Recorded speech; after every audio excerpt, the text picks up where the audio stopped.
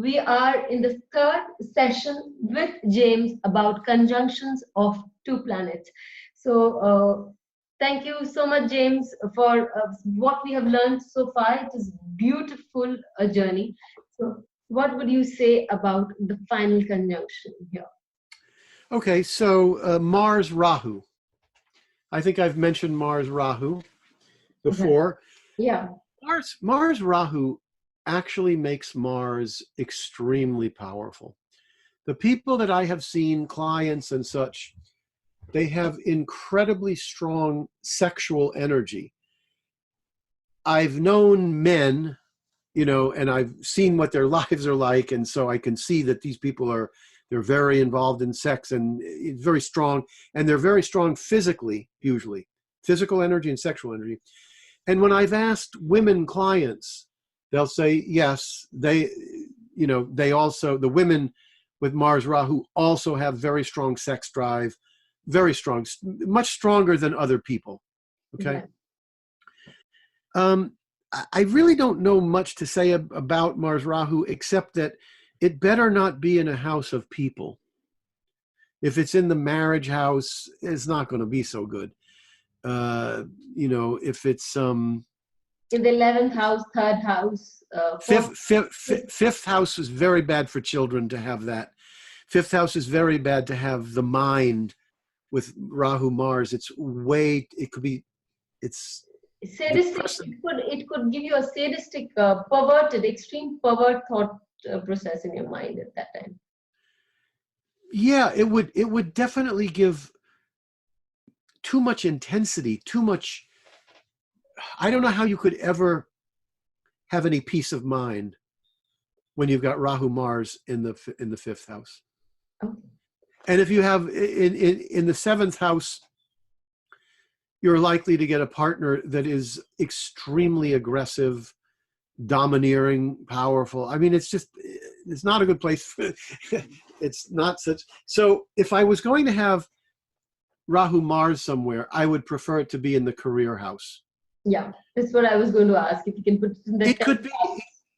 I wouldn't mind it in the house, in the ninth house, for going toward higher knowledge.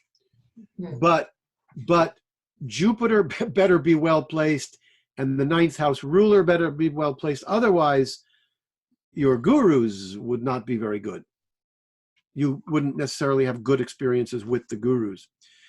I do think that if a person has Rahu Mars, that they can do any Mars activity as a career. They could be involved in military, in police work, in sports, in mechanical work, things like that. They would be very talented. Mm. Yeah. Jupiter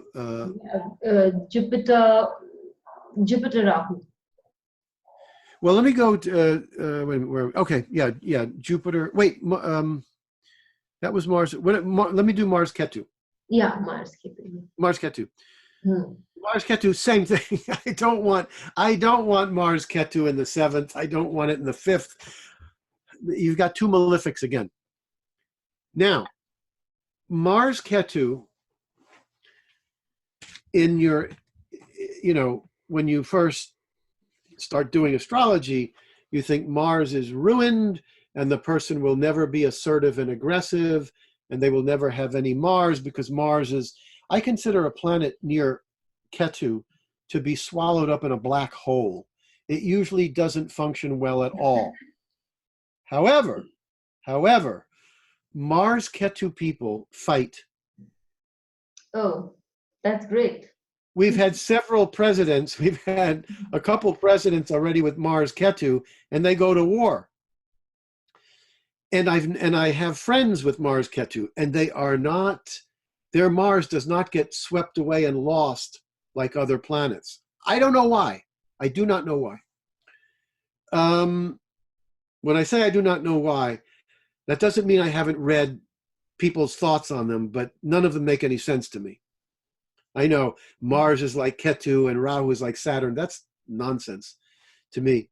But the people with Mars Ketu, they fight. They're aggressive. They fight like that. Now, the bloodstream may be weak. The muscles possibly might be weak. I don't know. They probably could do something with underground oil, gas, or minerals, gemstones underground. They could probably do something like that. Mining, yeah. But my experience with Mars-Ketu is just the simple one that it always startles me that they're aggressive. They're not what I would expect. They are more on the aggressive side. Doesn't mean they're aggressive all the time and stuff, but it actually stands out.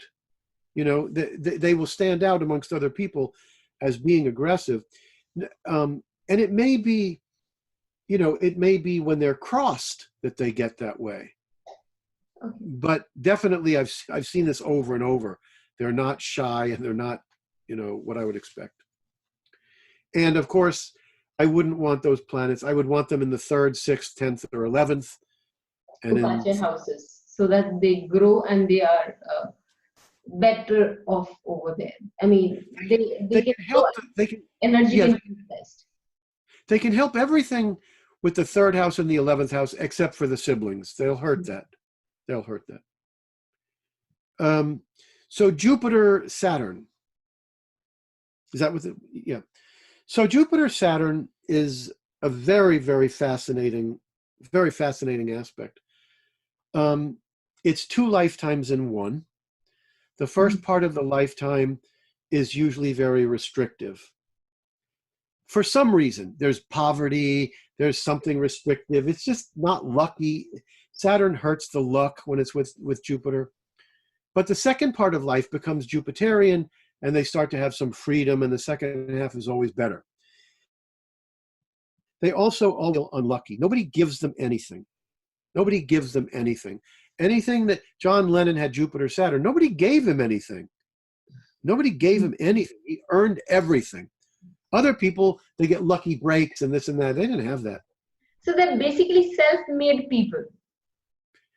Yeah. Not everybody will become powerful and famous with that aspect, but they will. There's a few things that are very prominent. One is that they can break boundaries. So if you look at the people that broke boundaries, it's because for every time from childbirth that they have a dream or a vision, a thought comes in and says, wait, is that practical? Can that really work? By the time they're 20 or 30, they know right away if they have a dream or a vision, whether it can be manifested or not. So they can go beyond, they can follow their dreams and go beyond if they have some ability and some luck in the horoscope elsewhere.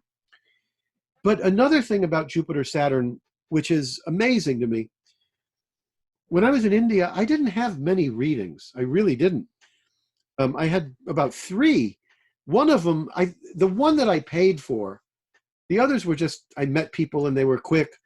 But there was one that I paid. This was the one who said, you will write books. And he was right. The other thing I remember that he said was, he said, you're like a research student. You're going to research something. You're going to go into a field. Once you've gotten everything you can get, you just walk away. You say, okay, I'm done. And you walk away. That has happened to me over and over in life, where I'll go very intensely into something. And after I get to the end of it, I just feel like, oh, okay, that's it. And I just move and go do something else. That's very important. It's like you close up a chapter, and you're kind of over and done with, and you don't, I mean, it's like moving on from class, always give an example. You're moving on from class 5 to class 6, you're not bothered about class 5 anymore. This is over and done with, kind of. It's over and done with. It's over and done and done with. Now the Jupiter. No matter how colossal a job that you've done, no matter how colossal a job that you've done. What? No matter how colossal a job or big a job that doesn't matter. It doesn't matter. It's done. It's over. Right. Because here's why. And it's funny that it takes me so long to get to this. The essence of Jupiter-Saturn is philosophy. Let me say it again. The essence of Jupiter-Saturn is philosophy. Jupiter's philosophy and religion and dreams and visions, Saturn comes along and solidifies it. So you become a philosophical human being. And a philosophical human being is a philosophical person. So they may enter a field, they may do great things, but when their curiosity is over, when there's no more something to fulfill, right? Because the philosophy part of it is nothing left. So you move on. You know, my life was mainly about moksha, enlightenment, more than astrology. Astrology was my profession, but I was chasing enlightenment. And I taught transcendental meditation. I did millions of spiritual techniques. And then I had a guru, Sailor Bob Adamson, who taught Advaita. He came to my house for 5 weeks in 2004. And finally, I got what I was looking for. Since that time, I cannot read spiritual books. People send me books. They send me chapters. I look at them and I quickly get bored because I got what I wanted. The philosophy of it has, infiltrated you, yes. Yeah, what more is there? That's just the way it is. And it's like that, the longer it goes, my life in the first 53 years, the ninth house was the strongest. The ninth house, religion, philosophy. Now, honestly, I feel like I don't have a ninth house anymore, except maybe if I go travel. I have little interest in it. Anyway, so I have the Jupiter opposite Saturn, exact, within minutes. Okay. Jupiter opposite Saturn. So that's, yeah. So once you've written a book, you don't go back to it.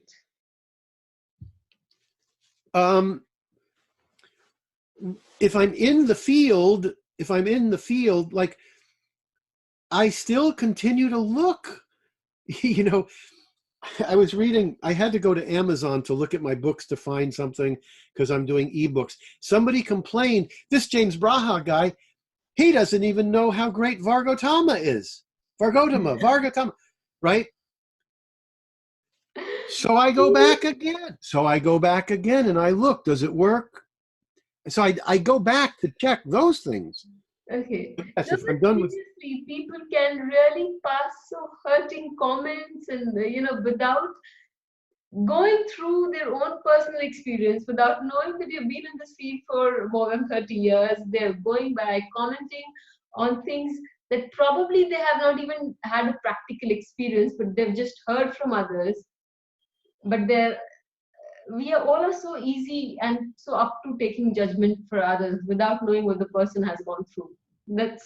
And which planet would reflect that, James? Reflect what? Our ability to judge others so beautifully. Virgo. Planets in Virgo. But I tell you, the world is changing. I keep a very low profile. I put an article on Facebook once every year or two because I can't stand. My wife and I call them drive-by shootings. People just come along. They don't think very much and they just say this or that. But actually, it's fine for him to believe that Vargotama works. I don't mind that. And it's, and he says, oh, I don't use the Vargas the right way. That's fine. The odd part of it, though, is that the book, it says over and over and over, it says, these are my ideas. Take them and try them. It's up to you. So in that sense, he missed the whole point of the book because it's filled with those things. But anyway, so the Jupiter-Saturn is an amazing aspect, but it's not very pleasant to live with because you feel unlucky. Mm-hmm. And there's liver, gallbladder, spleen problems, of course. Okay. Jupiter, Rahu, whatever house is holding Jupiter, Rahu, that house is going to be very powerful. It's going to be very powerful and successful. If the person wants to do anything with Jupiter, religion, philosophy, travel, higher knowledge, and usually they will. They'll have a strong spiritual life or interest in those things. And Rahu itself will become extremely well-disposed and powerful.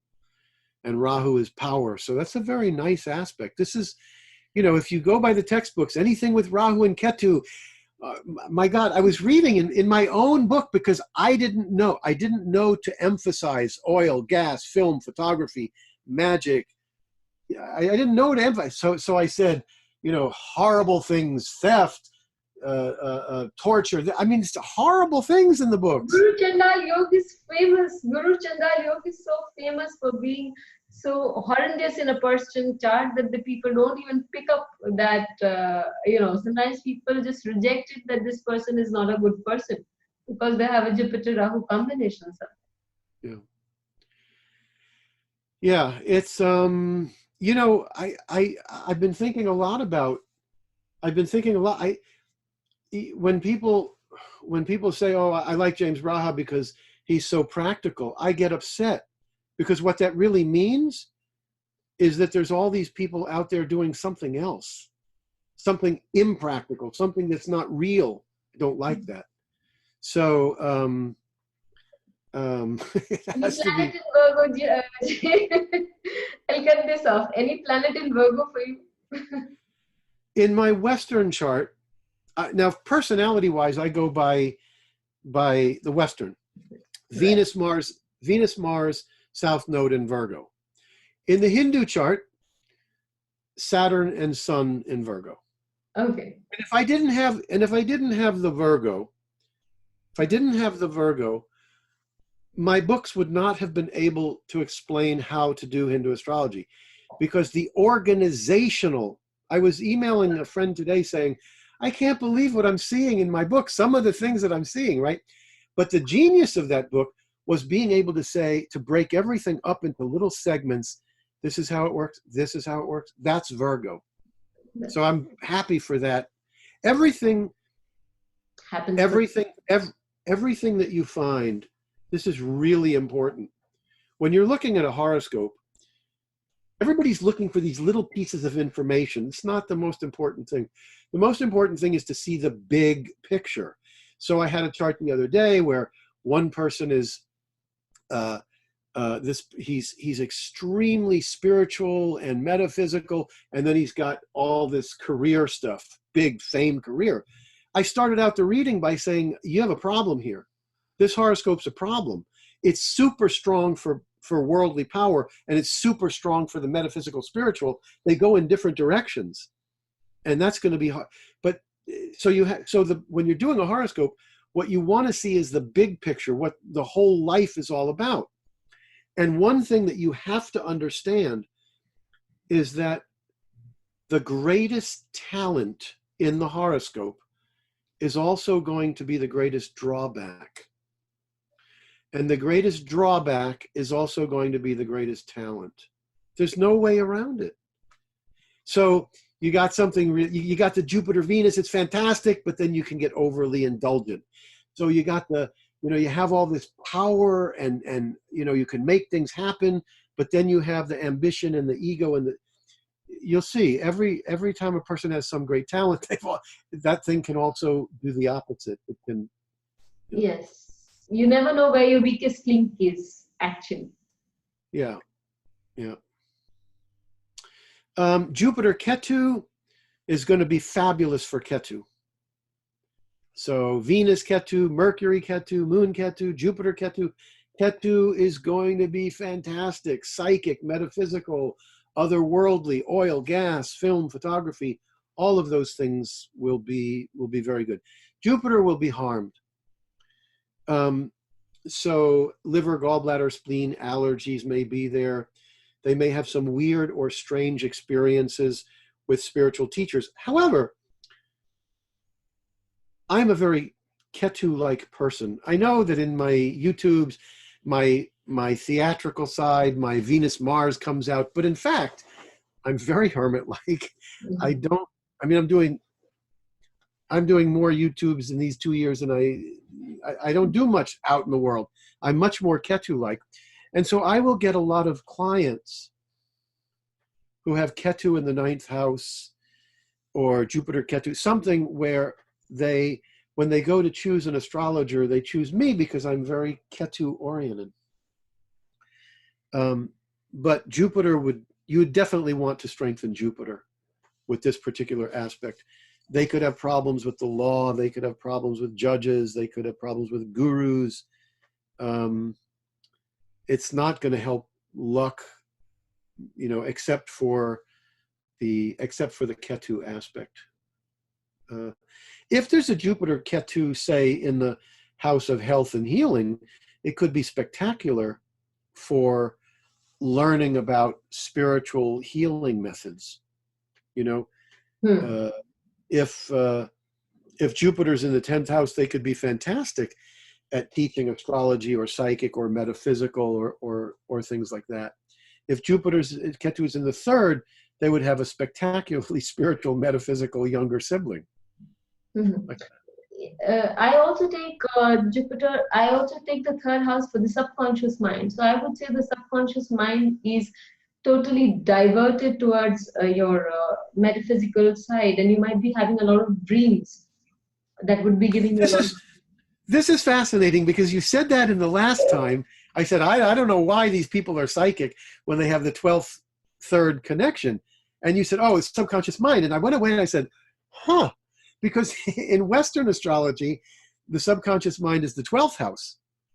And when I do horoscopes, it's 90% Hindu reading, but I look at Western transits, and if Uranus or Pluto's going into the 12th house, they're going to have dreams for many years and subconscious. But I don't know, maybe nobody ever taught me that, but have you read that, or people have? I have seen that in many charts. So when I do ask people about it, when I'm doing a reading, it's in the Rahu or Ketu is in the 3, 6, 12, and I do ask and I do get that answer, because it's the third, because creativity is not conscious. Creativity comes from your subconscious level. So if the 3rd house is creative, it has to have a strong base with subconscious mind. Well, the 3rd house in the Western system is also the mind. In the Western system. In the Western system, the 3rd house is the mind and teaching. In the Hindu, the 2nd is teaching, and the 5th is the mind.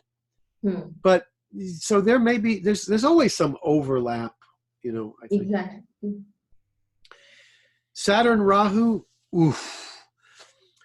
I know lots of people that were born, I think it's 1955 or 56. Saturn and Rahu were in Scorpio.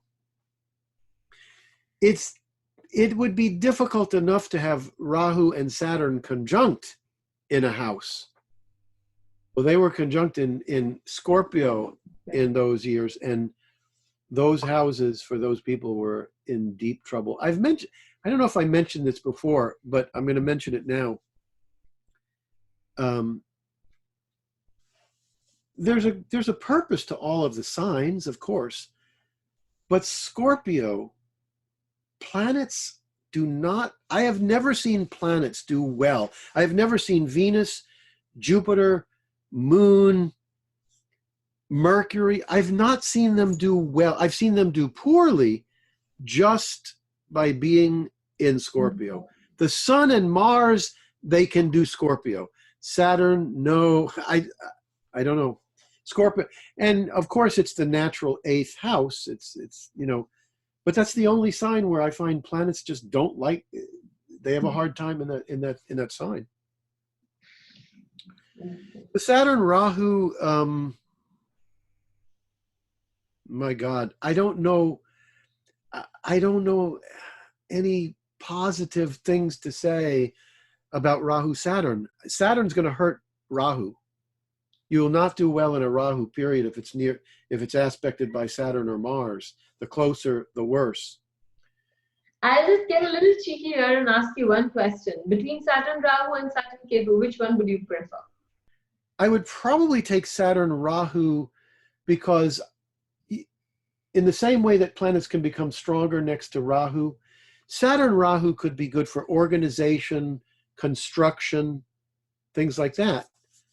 Saturn Ketu or Saturn Rahu are not going to help the house they're in unless they're in Upachaya.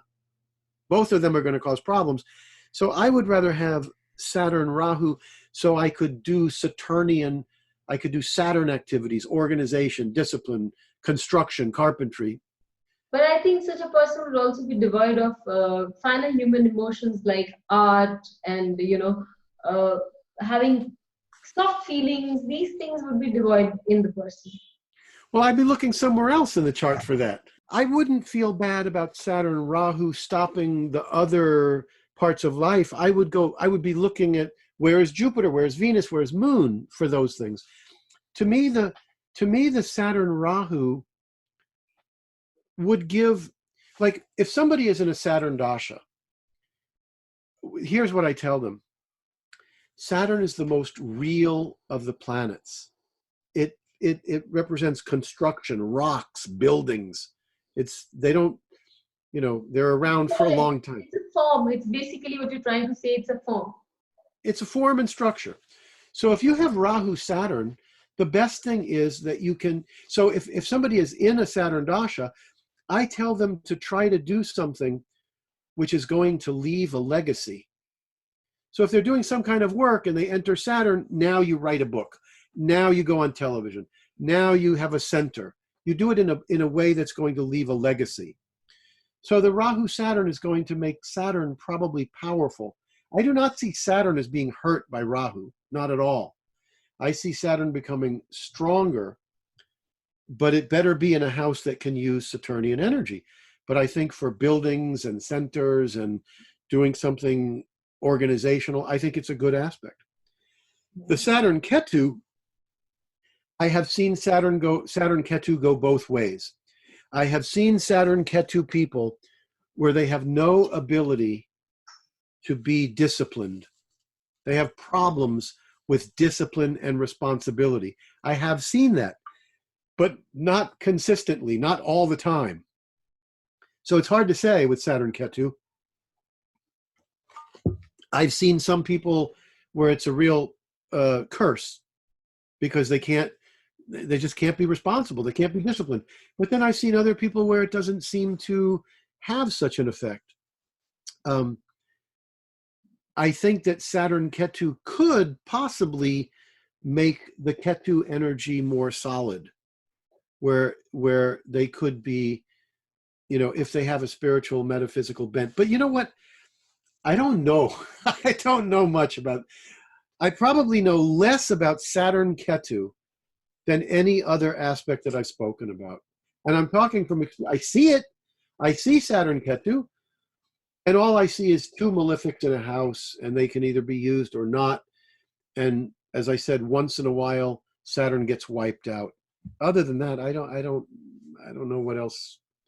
Someone else is going to have to figure out what that one means. Yes. So we've nearly rounded up all the two conjunctions that can be possible. We've done all the permutations and combinations. We still do have time for a little turnover on what was an interesting part of yours about Sun Uranus, Sun Neptune, or Sun Pluto. Okay. So Sun Uranus conjunction or opposition, the Sun is the soul, the Sun is the father, and the Sun is the willpower and the authority and the dignity. A person with Sun conjunct Uranus is going to be independent. They are not going to care what other people think. They're going to be ahead of the times. They're going to be doing things outside the norm, and they will be extremely independent, and they do what they want to do. Okay? If a woman has Sun Uranus, she's likely to get a man, the Sun, who is very independent, who is very eccentric or out of the ordinary, creative, genius, not a normal sort of person. They can be inventors because they have no rules. They don't care what rules and regulations. They don't care what's been done before. They don't care what people say they can or cannot do. They're going to do it anyway. So there are no boundaries for them. What? Yeah, no boundaries. Right, that's right. No boundaries. No boundaries. Which is that's their greatest ability is to have no boundaries. Their biggest problem is to have no boundaries. Right. People, they will make loved ones or friends crazy because they're so independent. But that's their greatest skill. The Sun Neptune would be, Neptune is illusion, deception, mysticism. It's everything beyond the five senses. It's very spaced out. I have a Sun-Neptune conjunction. Sun-Neptune is very, very typically a mystic. They're gullible. They see things beyond the five senses. They, So are they but dreamy also? They dreamy, they live in their own very world. very dreamy, completely dreamy. My best friend and I, we used to argue who is the bigger dreamer, me or him. But the sun Uranus is bad for the father. It tells you that there's something odd, strange, out of the ordinary about the father. The Sun Neptune is illusion, deception, drugs, alcohol. The Sun Neptune, usually the father is an alcoholic or drugs. The Sun Neptune person is a mystic. The Sun Uranus person is intuitive in a flash, because Uranus does everything suddenly. The Sun Neptune person, they feel it. They feel what's going on in their heart, and they're psychic in that way. Okay. So it's more of empathy about something rather than... The empathy is enormous. They're feeling. The Sun Uranus person isn't feeling. They're going around being independent. I don't care what you think. The Sun Neptune person is feeling like that. It's good for mysticism and metaphysics. The Sun Pluto aspect I like better than the other two. Pluto is very intense and powerful. It can also be some problems with the father. The father can be intense or smothering or domineering. But the Sun Pluto person is they can be extremely spiritual, and they can be survivors. They can survive anything, and they can be great healers. They want to save the earth. They want to save the world. They want to save people. It's a very powerful sort of placement. Okay. So probably we have Jane Goodwell and all these people from Greenpeace, the founder of Greenpeace, and all these organizations probably have some sort of connection between Sun and Pluto. Possible. They may have, or it could also be Moon Pluto. It could be they probably, if they're wanting to save the world and heal the earth and heal people, they've probably got a very prominent Pluto. Right. Yeah. Moon Uranus, not a very nice aspect. Why? They need emotional freedom. They need freedom. They have to be free. They have to be independent. So they want to be loved. But at their conditions, at their price. If they want it, they want it. But if somebody else wants it, they are the takers, not the givers. They go like this, they go like this, they go like this. And as soon as the other person loves them and they feel threatened, they run away. When they run away, they make this person crazy. So now this person becomes more nervous. Then they come together again. But now the person's nervous, right? And so they get close again and she pulls away again, or vice versa. It could be the guy with the Moon Uranus and he pulls away. But it's a rough aspect for relationships because they don't want to be smothered. But they are the most exciting people in the world. Very exciting because their emotions are excitable and they crave excitement. They will not stay in a marriage if it's not exciting. They have to have excitement. Unstable, kind of emotionally unstable, if I can say so. Yeah, but emotionally brilliant too. Okay.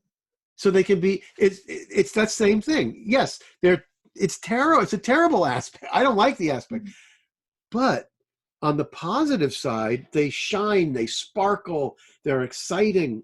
Really. Like the life of the party. Like you said, they're the life of the party. Yeah, but not like Venus, Jupiter is the life of the party. They're like theatrical and music and performing. The Moon Uranus person, they're just you look at them and there's just something exciting about them. They don't necessarily perform for you. They don't perform for you, but there's an excitement about them. Okay. Yeah. Moon Uranus, there's going to be something weird, strange. Those are not the right words, weird and strange, because that's for Neptune. But if the moon is with Uranus, there's going to be a story about the mother being unstable, up and down, up and down, up and down. The mother might be very exciting, but unstable. The moon with Uranus, you can't get a hold of your mother. You can't, because she's up and down all the time. It's like a ping pong ball. Yep. The mother is. Mother Yep. is, because it's the moon that's involved. Yep. The moon Pluto, the person is so emotionally deep emotions. They feel things much deeper than anybody else. They want to save the world. They want to mother their children. The children, if a person has a moon Pluto aspect, they have a very psychic connection with the mother, a very strong psychic connection. But the mother will be smothering. The mother will be too intense. But the person with the moon Pluto, they have very deep emotions. And could it be possible that such a person can also go into depression if it's afflicted? Deep depression? Depression, I mean, if the moon is afflicted in any way, there can be some depression. It would be emotional depression. Because when you use the word depression, you've got two different kinds. You've got the mental Saturn in the 5th house depression, Saturn Mercury depression. A moon affliction, the moon is the mind. It's a form of the mind. It's more of an emotional mind, you know. So yeah, it can do that. But it would be very, you know, it's like if you were a therapist and you were working with a person with moon Pluto or a moon affliction, it's probably, I don't know, I'm saying it's probably harder to help them because you can't help them through the intellect because it's their feelings that are hurt. Yeah, so you have to be calm, nice, and loving to them to be able to get them out of their state of emotion. Yeah. And you have to let them go through what they're going to go through emotionally. Versus the mental person with the 5th house or the Mercury, you know, you might be able to work with them on concepts and things like that. Yeah. Yeah. Okay. On that, James, can we just take up cases? Not this time round. We're winding up now, but can we in the next time take up cases of, say, convicts who have gone through a lot in life and become a part reason why they have, and we can see what combinations create such problems in life and gives birth to such a personality. I'm not sure that I would be the right one for that. And I'll tell you why. There's no question that there's going to be certain aspects that are more likely for for criminals, right? Right. But I think a lot of that has to do with upbringings that are torturous, bad childhoods and things like that. Yeah, I do. But I don't have any I have no experience with criminals. Can I just give one small chart? Hitler, I was big human psychology really, I mean, when I see people, I just kind of guess what their nature is. So what happens is this Hitler story is a fascinating story. His chart is one of my favorites. I want to see what made a person like a dwarf-like person annihilate 30 million people in a matter of 13 years. How did he do something like that? And I find that his grandmother conceived his father through a Jew, Jew boy in the house. She was working as a maid. And so I'm sure, and his father isn't definitely an illegitimate child. So in that day and age, they must have definitely gone through a lot. So for him to have a kind of a thorn in his heart against Jews, and that could have just been a beginning, and then his upbringing, and then his association, because at that time this is all going to be very deleted. But I'm just telling you this, that at that time the current scenario of Europe, with Jews being very, very economically forward, he decided probably to, bring an end to a race which was not allowing others to grow. I am not justifying what he did. He did a very heinous act. Heinous is a very small word. You don't have a word to justify that. But that could be a mind frame behind when he did that. As you said that it's your upbringing and it's your environment that counts. It could be an matter of upbringing that led him to do such crimes. Mm. Yeah, well, I think his Venus, his ascendant ruler, is conjunct within 1 degree of Mars and hit by Saturn in Aries. Venus is in Aries, hit by Saturn. Venus is 24, Saturn is 21. So but Saturn is in his 12th house. No, Saturn is in his 10th house and aspecting his. I remember his chart. He's a Libra Lagna, and his Venus and Mars is in the 7th house and retrograde, I believe. So Venus is totally wiped out. Okay. Because it's in the same degree as Mars, and it's within 3 degrees of Saturn. Saturn is aspecting Venus in Aries within 3 degrees. Venus is wiped out. That's what I would say. But anyway, that makes him very ruthless. So makes him very, very ruthless. We've had a lovely time with James, and the good news is that his books are out on Amazon. So for all you good book lovers, try it out. They are beautiful pieces of work, and as James has been repeatedly telling us, these books have been written by him after years of practical experience. So they hold a wealth of knowledge and precious part of it. I've read one particular chapter time and time again on retrogrades, and I am fascinated by that. So please go ahead and do take his book up. It's a lovely experience. With that, thank you so much, James, for being a part of the channel. We will meet again next time with a new topic, and till then, all of you have a good time. Thank you.